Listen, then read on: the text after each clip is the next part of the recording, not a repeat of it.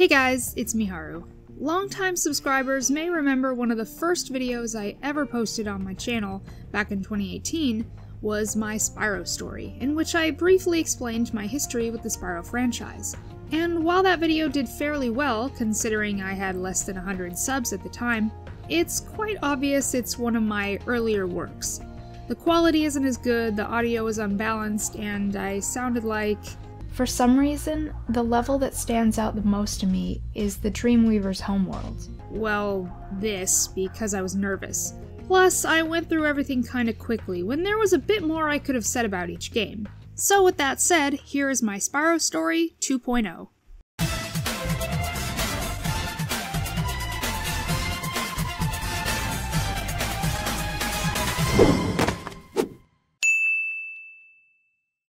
My story begins somewhere in either 1998 or 99. I can't remember if I was 6 or 7, and I got a PlayStation for my birthday with 2 games, Xena Warrior Princess and Spyro the Dragon.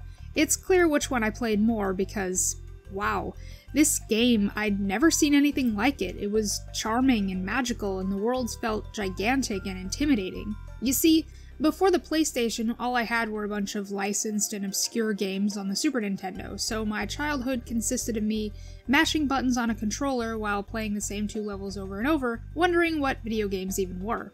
When I started playing Spyro, that all changed. These characters, the dragons, were real, they were talking to me, they had personality. I couldn't understand what they were saying a lot of the time, but I knew it was something different and special. Unfortunately, I was kind of forced to part with my original copy for personal reasons, but I still have a few specific memories I can recall. I remember the Dreamweaver's homeworld with its strange enemies, Alvar from Town Square making me laugh, chasing down Nasty Nork, and of course being completely unable to figure out how to reach Maximos in Dry Canyon until I had the guidebook. I was in 2nd grade when I got Spyro 2, and I specifically remember writing about it for an assignment.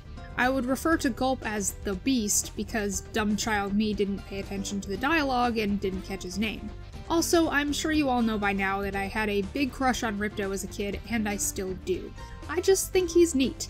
As frustrating as this game's challenges could get, looking at you, Alchemist, Breeze Harbor Trolley, and pretty much every speedway, I believe this was the first time I ever achieved 100% completion of a game on my own. My dad had ordered the guidebook for me, and I ended up finishing it right before it arrived. Needless to say, I was proud of myself, especially considering I had given away Spyro 1 before I was able to finish it, and I didn't get to until some years later. On Christmas 2000, I received what remains my favorite gift and favorite game, Spyro Year of the Dragon. I have vivid memories of exploring Sunrise Spring, the Tikis annoying me with their constant Tiki Lodge talk, raging at Spike's boss fight, and enthusing over Midnight Mountain's music. I remember asking my mom to get me a purple hoodie because I liked Bianca so much, but I never ended up getting one. I think this was also the first time I realized that games could have stories that actually do matter. I didn't play a lot of games back then, so this was compelling stuff as a kid. I remember really feeling the severity of the situation in the Forgotten Worlds when Sheila explained what was happening, or when the inhabitants expressed their shock at not being able to return to their homes. This game, and the trilogy in general, was an inspiration to me, and would set the foundation for my preferred type of platformers. After that, it kinda blends together. Before getting Enter the Dragonfly, I got Season of Ice, which I would play frequently on car rides. I was never really a fan of the isometric perspective, and nowadays I can't play games in moving vehicles without feeling sick, or use D-pad controls without my thumb hurting. Either way, I didn't get very far, and when I went back to it recently, I wondered how I was even able to play it before. Enter the Dragonfly was certainly an experience. I never finished it, got as far as probably Thieves' Den before I decided I didn't want to play it anymore, which is actually kind of a feat in itself. Even back then I knew something was off about it, though I thought I was crazy because nobody else seemed to be running into the various glitches the game is so well known for. It wasn't until I started using the internet that I realized I wasn't alone. But to be honest, despite its shortcomings, I do appreciate it for at least trying to invoke the style and gameplay of the trilogy.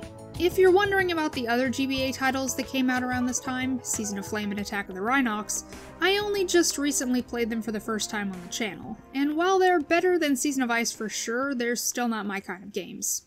A Hero's Tale is hard to place. I wouldn't say it's a bad game necessarily, but I didn't really find it that engaging.